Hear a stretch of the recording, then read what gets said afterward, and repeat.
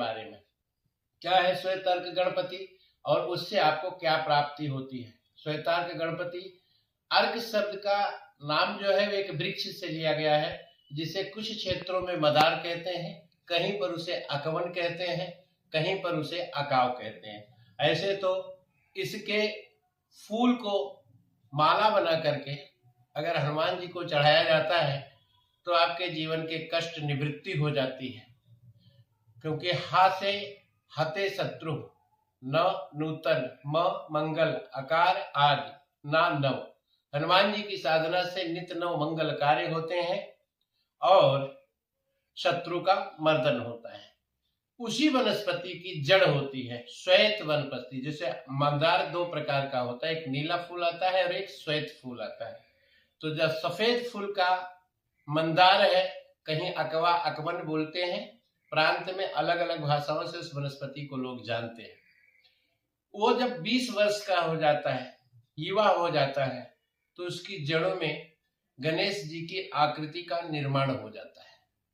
उसको अगर समय से पूर्व ला करके आवाहन करके पूर्ण तरीके से जीवन में अगर आप उसका गणेश जी के भाव में प्रतिष्ठित कर लेते हैं, उसका जलादिवास, अनादिवास, पुष्पादिवास इत्यादि करके सिंहासन पर उनको स्थापित करते हैं, रत्न जड़ित मुकुट लगाते हैं और उनकी अगर साधना करते हैं और ये बोल करके करते हैं कि ओम गंग गणपतये नमः सर्व कामना सिद्धि कुरु कुरु, तो आपके घर में रिद्धि हो जाती है, सिद्धि हो जाती है, अष्ट लक्ष्मी का वास हो जाता है।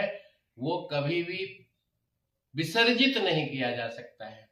आपके घर में सुख हो जाएगा, समृद्धि हो जाएगा, शांति हो जाएगा और आपके घर में सदा ही लक्ष्मी का वास बना रहेगा। क्योंकि जिस तरीके से नारायण के साथ में लक्ष्मी को आप बुलाते हैं, खाली लक्ष्मी बुलाओगे तो नहीं आएंगी, लेकिन नारायण नारायण जपो तो लक्ष्मी साथ में आ जाएंगी। इसलिए गणेश जी की उपासना, इसमें ऐसा प्रमाण है कि गणेश जी की लक्ष्मी की पूजा उस समय एक साथ की गई थी। क्योंकि देखिए अनेक पूजा में भिन्न भिन्न प्रकार है।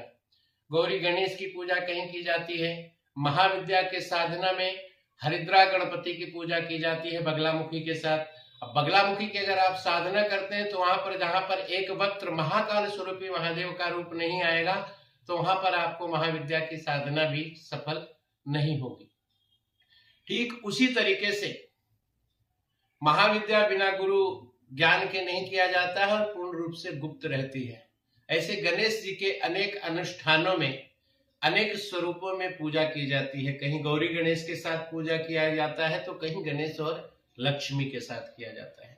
जब महाराज बलि ने सभी देवताओं को कारागार में बंधित कर दिया था तो भगवान ने जब वामन अवतार लिया, और यही ये किदंती और चर्चा मशहूर है कि आपन सोचा होत नहीं हरि सोचा तत्काल, बलि चाहा बैकुंठ को भेज दिया पाताल।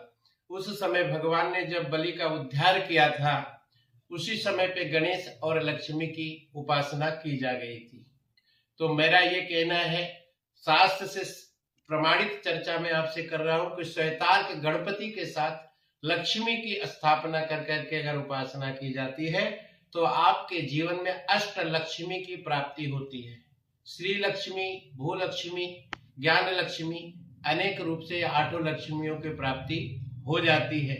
लेकिन मैं आपको पुनः कर दूं कि अगर लक्ष्मी का जो आपके घर में स्थिरता चाहिए तो आपके घर में स्वच्छता, शुद्धता, पवित्रता और वाणी में संयम, मृदुमय भाषी बने, शालीन बने, दीन बने, शब्दों में कटुता गाली का प्रयोग ना करें, गंदे मैले कुचैले वस्त्र ना धारण करें, तो आपको लक्ष्मी की प्राप्ति होगी। इसलिए अगर सदैव आप कुबेर के जैसा राजा का जीवन जीना चाहते हैं तो श्वेतार्क गणपति के साथ लक्ष्मी की स्थापना कर अगर पूजा करेंगे, ऐसे ये दुर्लभ है, दुकानों पे नहीं मिलता है, इसके लिए बहुत साधना करनी पड़ती है। उस वृक्ष को समय से, इसके बारे में भी साधक से सलाह लेकर के ही इस क्रिया को करें, क्योंकि आपको ज्ञान नहीं है कि कब उसे आमंत्रित करना है, पुष्य नक्षत्र में लाना है, अहोरात्रि सर्वार्थ योग में लाना है, वज्रशील योग में लाना है, कब लाना है।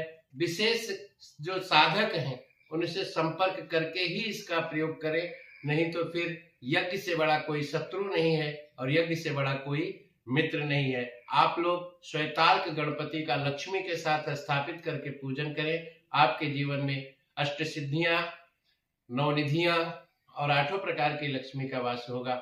नमो नारायण।